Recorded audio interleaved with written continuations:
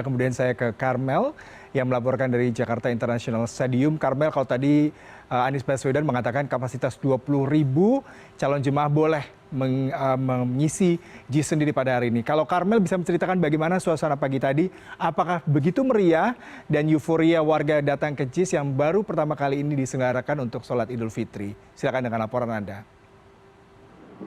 Ya, selamat pagi Yuda. Benar sekali, pemerintah Provinsi DKI Jakarta menggelar sholat Idul Fitri 1 Syawal 1443 Hijriah di Jakarta International Stadium, Jakarta Utara.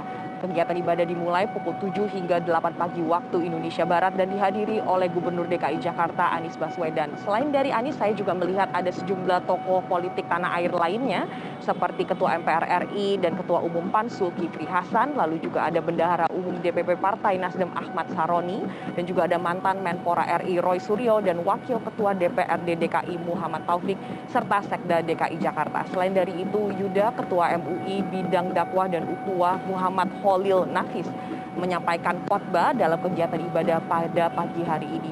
Yuda, benar sekali, memang sebelum kegiatan ibadah pada pagi hari ini, JIS telah dipastikan siap untuk menampung jemaah yang hadir. Jadi kuota yang disiapkan sebanyak 20.000 jemaah yang terdiri dari 12.000 laki-laki dan juga 10.000 perempuan.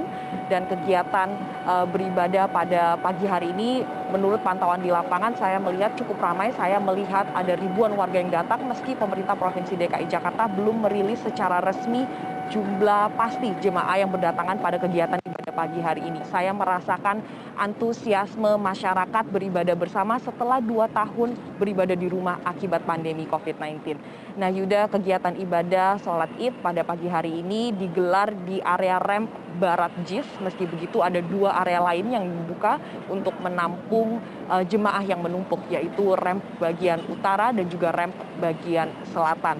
Selain dari itu, saya juga melihat infrastruktur pendukung sholat Id disiapkan dengan baik seperti 60 titik wudhu, lalu juga ada 4 toilet dan juga 20 keran air yang didukung oleh truk PAM Jaya yang diparkirkan di area barat JIS.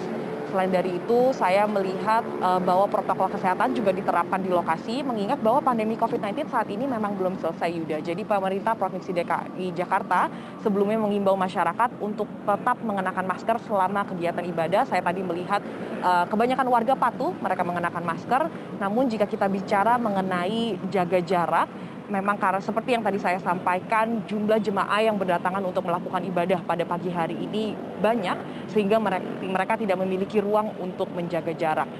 Para jemaah juga diminta untuk membawa alat ibadah dari rumah seperti mukena dan juga sajadah, dan mereka saya melihat juga tidak diperbolehkan untuk membawa koran untuk digunakan sebagai sajadah seperti itu, Yuda. Dan tadi sesuai pantauan saya saat saya tiba di lokasi pukul 6 pagi waktu Indonesia Barat, dari pintu barat yaitu pintu utama yang menyambut kedatangan jemaah, saya tidak diminta untuk menindai atau scan check-in menggunakan aplikasi Peduli Lindungi. Saya tidak melihat ada QR code sehingga warga-warga yang masuk lewat pintu barat tidak melakukan check-in. Nah Yuda, untuk memfasilitasi dan juga memudahkan mobilitas warga dan jemaah yang ingin beribadah pada pagi hari ini, Dinas Perhubungan DKI Jakarta juga telah melakukan penutupan jalan menuju ke JIS, kecuali untuk jemaah dan juga warga sekitar. Nah penutupan jalan ini dilakukan mulai pukul 4 hingga 9 pagi waktu Indonesia Barat dan dilakukan di Jalan Sunter Permai Raya dan Jalan Danau Sunter Barat. Yuda. Baik, Karmel Mursalim, terima kasih untuk laporan langsung Anda dari Jakarta International Stadium.